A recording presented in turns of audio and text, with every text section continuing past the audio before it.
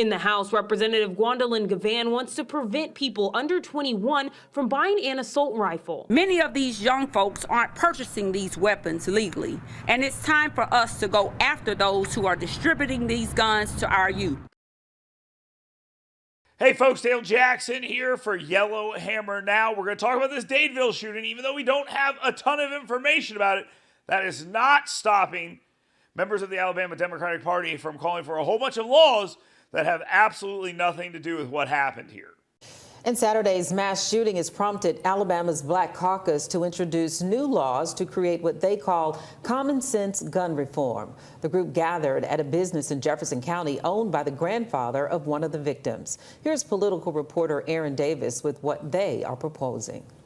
It's not mental health that's the problem.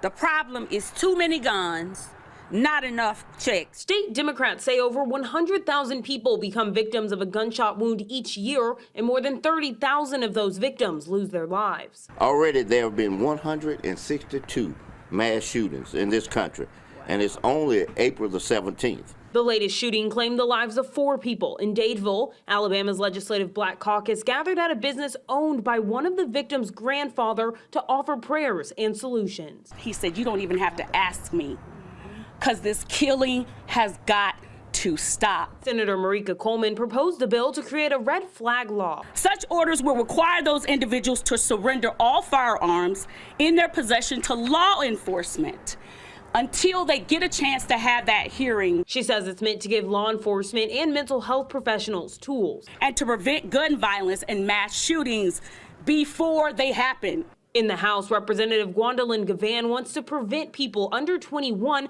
from buying an assault rifle. Many of these young folks aren't purchasing these weapons legally, and it's time for us to go after those who are distributing these guns to our youth. Gwendolyn Gavan and her fellow Democrats and this assault weapons ban and stuff like this will do nothing here. This was handguns.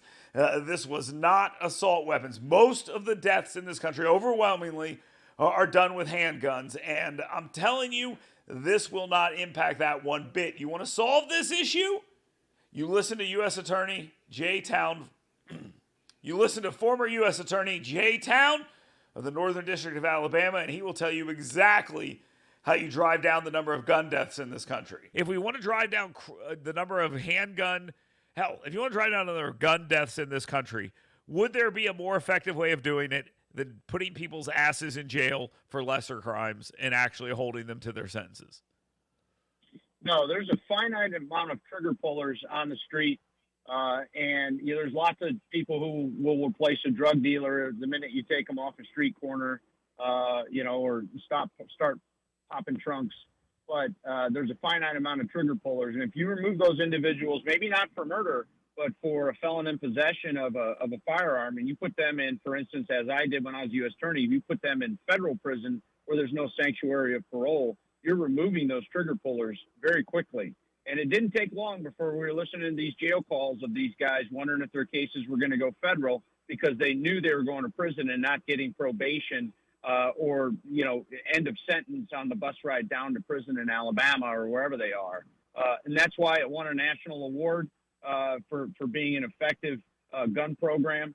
And that's how you remove a lot of these shooters from the street, which reduces murder rates around the country. So what do you want to do? Do you want to make a statement politically, like Alabama Democrats are doing, or do you want to save black lives? If Black Lives Matter, you put more people in jail and stop those people from pulling the trigger. Nationally and in the state of Alabama, that is the solution. You don't hear a lot of people talking about that because it's not very politically popular, which probably means it's the right thing to do.